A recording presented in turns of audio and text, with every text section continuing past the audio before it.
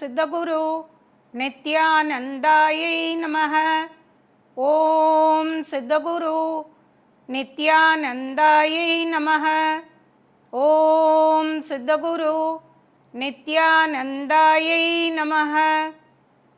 சித்தக்ரியா YouTube சேனலுக்கு உங்களை அன்புடன் வரவேற்கிறேன். இன்னைக்கு பார்க்க போகிற தகவல் என்ன அப்படின்னா, நம்ம இங்கே டெலிஃபோன் எப்போ எடுத்தாலும், நம்ம செல்லில் ஃபோன் அடித்தாலும் நம்ம என்ன பண்ணுறோன்னா, எடுத்துட்டு ஹலோ அப்படின்னு சொல்கிறோம். அந்த ஹலோவுக்கு இப்போ வரைக்கும் நம்மளுக்கு அர்த்தம் தெரியாது. ஆனால் தெரியாமையே நம்ம அந்த ஹலோ சொல்லிகிட்ருக்கோம். அது அந்த டெலிஃபோனை கண்டுபிடிச்சவருடைய மனைவி பேர் அப்படின்னு நான் இப்போ ரீசெண்டாக ஒரு தகவல் பார்த்தேன்.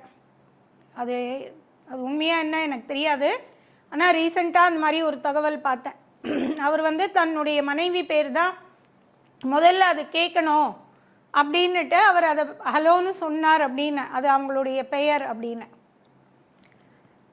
நம்ம அது இல்லாமல்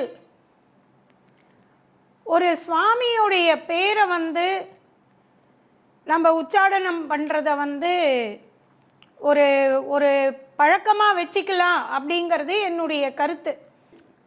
கண்டிப்பாக அதை தான் பண்ணணுங்கிறத நான் சொல்லலை.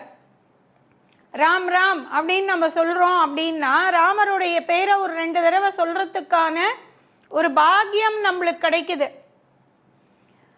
ஸோ ராம்ன்றது நம்ம யாரையும் திட்டல, இது பண்ணல, அவங்கள மனசை நோகடிக்கல, ஒன்றும் இல்லை. ஒரு நல்ல விஷயம் தானே. ஒரு கடவுளுடைய பேரை சொல்கிறது ஒரு நல்ல விஷயம்.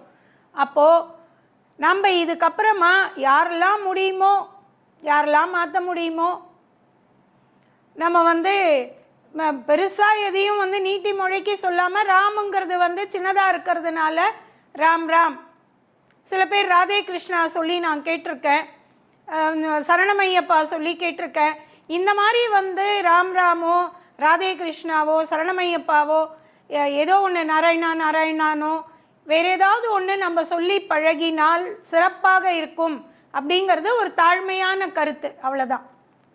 இந்த வீடியோ உங்களுக்கு பிடிச்சிருந்தா லைக் பண்ணுங்கள், ஷேர் பண்ணுங்கள், கமெண்ட் பண்ணுங்கள், மறக்காமல் சப்ஸ்கிரைப் பண்ணிடுங்க. அந்த பெல் பட்டனையும் கிளிக் பண்ணிடுங்க.